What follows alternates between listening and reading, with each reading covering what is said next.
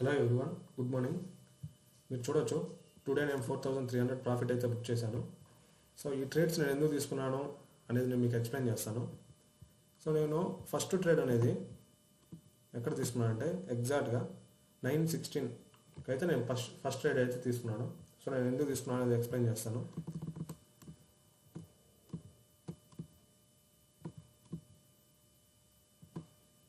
మీరు yesterday market observe చేసినట్టయితే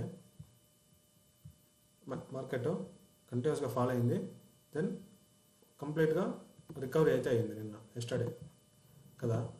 so ఇక్కడ రికవరీ అయినప్పుడు మీరు అబ్జర్వ్ చేసినట్టయితే నిన్న ఇక్కడ ఎవరైతే సెల్ చేశారో వాళ్ళందరిది స్టాప్ లాస్ అయితే మార్కెట్ నిన్నే హిట్ చేయడం వల్ల సో మార్కెట్లో ప్రజెంట్ ఇక్కడ ఎవరు ఉన్నారంటే ఇక్కడైతే బయర్స్ అయితే ఉన్నారు, ఓకేనా.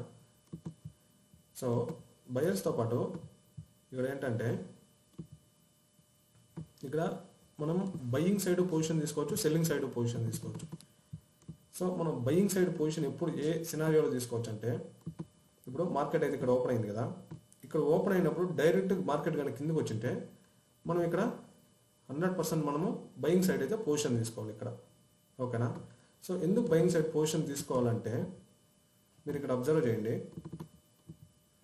సో ఎస్టర్డే ఇక్కడ ఎవరైతే ఇక్కడ బై చేసింటారు కదా వీళ్ళంతా ఏంటంటే ఆల్రెడీ ప్రాఫిట్లోనే ఉన్నారు, ఓకేనా. ఆల్రెడీ వాళ్ళు నిన్న ఆల్రెడీ 230 పాయింట్స్ వాళ్ళైతే నిన్నే ప్రాఫిట్ చూసేశారు, కరెక్టా. సో వాళ్ళు ఆల్రెడీ 230 పాయింట్స్ నిన్నే ప్రాఫిట్లో ఉన్నప్పుడు ఫర్ ఎగ్జాంపుల్ వాళ్ళు క్యారీ ఫార్వర్డ్ చేశారు అనుకుందాం, ఇక్కడ బై చేసిన వాళ్ళు క్యారీ ఫార్వర్డ్ చేశారు పొజిషన్, ఓకేనా.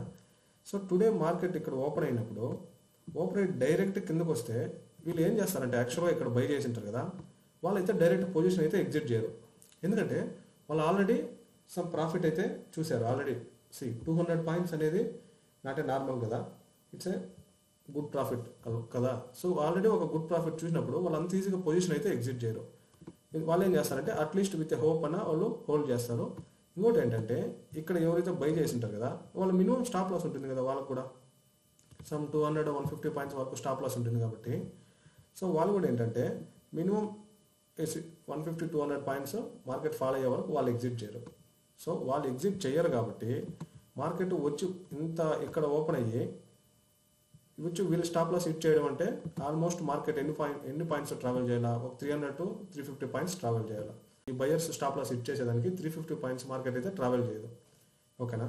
సో అందువల్ల ఏమవుతుంది, కిందకి వచ్చినా కూడా అగైన్ ఇది మార్కెట్ పైకి వెళ్ళే ఛాన్స్ ఉంటుంది, ఓకేనా. అదొక రీజను. తర్వాత ఇక్కడ ఎవరైతే బై చేసి ఉంటారు కదా వాళ్ళ స్ట్రెంత్ ఉంది కాబట్టి వాళ్ళు 250 పాయింట్స్ 230 పాయింట్స్ మార్కెట్లో అయితే పైకి మూవ్ చేశారు. So next time market open అయ్యేట డౌన్ వచ్చినప్పుడు ఈ ఎవరైతే బయర్స్ ఉన్నారు కదా వాళ్ళు ఇంకా ఒకసారి మార్కెట్ని పైకి తీసుకెళ్ళి ట్రై చేస్తారనమాట, అర్థమైందా. సో వాళ్ళు ట్రై చేసినప్పుడు ఏంటంటే మార్కెట్ ఇంకా ఒకసారి పైకి వెళ్ళకైతే మూమెంట్ మళ్ళీ పైకి వెళ్ళకైతే ఛాన్స్ ఉంది. సో అందువల్ల నేనేం చెప్పాను అంటే మార్కెట్ ఇప్పుడు ఓపెన్ అయ్యి డౌన్ వచ్చింటే మనం బయింగ్ సైడ్ అయితే వెళ్ళి ఉండొచ్చు అని నేను చెప్పింది. సో అందువల్ల డౌన్ వచ్చింటే మనం అయితే బయింగ్ సైడ్ అయితే పొజిషన్ తీసుకొని ఉండొచ్చు సమ్వేర్ ఇక్కడ, ఓకేనా. బట్ ఈరోజు ఏమైందంటే మార్కెట్ ఇక్కడ ఓపెన్ అయింది కదా, ఓపెన్ అయిన తక్షణం డైరెక్ట్ పైకి వెళ్ళింది, ఓకేనా. సో మార్కెట్ డైరెక్ట్లీ పైకి వెళ్ళింది కదా. సో ఇప్పుడు ఏమైందంటే యాక్చువల్గా ఇక్కడ మీరు బాగా అబ్జర్వ్ చేస్తే లాస్ట్ 3-4 డేస్ కూడా లాస్ట్ 3-4 డేస్ నుంచి మార్కెట్ ఫస్ట్ క్యాండిల్ ఏమవుతుందంటే గ్రీన్ క్యాండిల్ వస్తుంది, నెక్స్ట్ లో బ్రేక్ అవుతుంది ఆ గ్రీన్ క్యాండిల్ది, నెక్స్ట్ ఫాల్ అవుతుంది. ఇది ఎస్టర్డే అయింది కదా. యాక్చువల్గా ఎస్టర్డే నేను వీడియో చేయలేదు, బట్ ఎస్టర్డే కూడా నేను ఇక్కడ సెల్ చేశాను. సో ఇక్కడ ఫస్ట్ గ్రీన్ క్యాండిల్ వచ్చింది, లో బ్రేక్ అయింది, ఫాల్ అయింది కదా. దానికన్నా ముందు కూడా మీరు అబ్జర్వ్ చేయండి, గ్రీన్ క్యాండిల్ వస్తుంది, లో బ్రేక్ అవుతుంది, ఫాల్ అవుతుంది. సో ఇప్పుడు మీకు లాస్ట్ 2 డేస్ మీరు అబ్జర్వ్ చేసినట్టయితే మార్కెట్లో ఆల్రెడీ ఆ సినారియో అయితే ఉంది. ఏంది, గ్రీన్ క్యాండిల్ రావడం, లో బ్రేక్ అయితే ఫాల్ అవ్వడం. సో రీటైల్ ట్రేడర్స్ ఏం చేస్తారంటే ఇప్పుడు గ్రీన్ క్యాండిల్ వచ్చింది కదా, ఈ లో బ్రేక్ అయినప్పుడు రీటైల్ ట్రేడర్స్ ఎంటర్ అవుతారు, ఓకేనా. సో అట్లీస్ట్ నిన్న దానికన్నా మొన్న అయిన సినారియోని మార్కెట్లో వీళ్ళు పెద్ద ట్రేడర్స్ ఉంటారు కదా వాళ్ళు ఏం చేస్తారంటే రీక్రియేట్ చేస్తారు, ఎందుకంటే ట్రాప్ చేసేదానికి, ఓకేనా. సో ఇక్కడ ఫస్ట్ క్యాండిల్ వచ్చినప్పుడే నేనేమనుకున్నా అంటే నేను ఫిక్స్ అయిపోయాను, అట్లీస్ట్ నిన్న మొన్న అయిండే సేమ్ సీన్ని రీక్రియేట్ చేసినా కూడా మనకైతే టార్గెట్ అయిపోతుంది కదా. నాకు కావాల్సిన టార్గెట్ అయితే మార్కెట్ ఇంతవరకు వచ్చినా కూడా నాకైతే ఎంతో కొంత ప్రాఫిట్ వస్తుంది కదా. సో ఈ మూమెంట్ని నేనైతే క్యాప్చర్ చేశాను, ఓకేనా. సో ఆ క్యాప్చర్ చేసినప్పుడు ఏమైందంటే నాకు ప్రాఫిట్ సమ్వేర్ 2000 అయితే వచ్చింది, బట్ ఎగ్జిట్ చేసేటప్పుడు 1700 అయితే బుక్ అయింది, ఓకేనా. సో అంటే నేను ఎక్కడ బై చేశానంటే ఇక్కడ బై చేశాను కదా, ఇక్కడైతే పుట్ సైడ్ పొజిషన్ తీసుకున్నా. నేను టార్గెట్ ఏమనుకున్నానంటే ఎగ్జాక్ట్గా ఈ లెవెల్ కన్నా కొంచెం కిందకు వచ్చిన ఫ్లోలో కిందకు వస్తే ఇక్కడ ఎగ్జిట్ చేద్దాం అనుకున్నా, లేదంటే ఇక్కడైతే ఎగ్జిట్ చేద్దాం అనుకున్నా. ఎగ్జిట్ చేసేసాను ఎగ్జాక్ట్గా ఇక్కడే, ఓకేనా. సో ఇప్పుడు మళ్ళీ సెకండ్ ట్రేడ్ నేను ఎందుకు ప్లాన్ చేశానంటే మీరు అబ్జర్వ్ చేస్తే ఇది ప్రీవియస్ డే క్లోజింగ్ ప్రైస్, కరెక్టా. సో మార్కెట్ ఏమైందంటే ఇక్కడ ఇంకా సపోర్ట్ తీసుకొని కంటిన్యూస్గా మార్కెట్ అయితే పైకి వెళ్ళింది, ఓకే. సో ఇక్కడ ఇంకా సపోర్ట్ తీసుకొని మార్కెట్ పైకి వెళ్ళడం వల్ల ఏంటంటే ఇక్కడ ఆల్రెడీ న్యూ బయర్స్ వచ్చి యాడ్ అవుతారు ఇక్కడ, ఎందుకంటే క్లోజింగ్ ప్రైస్ దగ్గర మార్కెట్ సపోర్ట్ తీసుకునేది కదా. సో అందువల్ల ఈ బయింగ్ మూమెంట్ చూసి కూడా ఏం చేస్తారంటే వచ్చి ఫ్రెష్గా బై చేసేదానికి వస్తారు, ఓకే. ఎవరు? రీటైల్ ట్రేడర్స్, ఓకేనా. ఎప్పుడైతే వీళ్ళు బై చేస్తారో మార్కెట్ ఆటోమేటిక్గా మళ్ళీ వాళ్ళ స్టాప్ లాస్ అయితే హిట్ చేసేదానికి డౌన్ వస్తుంది. అది నా వ్యూ, ఓకేనా. నేనైతే కంప్లీట్గా నేను డౌన్ సైడే ఉన్నాను, నా వ్యూ అయితే డౌన్ సైడే ఉంది. సో అందువల్ల నేను ఫస్ట్ ట్రేడ్ కూడా పుట్ సైడ్ వేసాను, సెకండ్ ట్రేడ్ కూడా నేను పుట్ సైడ్ వేసాను. ఎక్కడ వేసానంటే ఎగ్జాక్ట్గా ఇక్కడ వేసాను. ఈ క్యాండిల్ ఉంది కదా, ఈ క్యాండిల్లో నేనైతే సెకండ్ ట్రేడ్ ప్లేస్ చేశాను, ఓకేనా.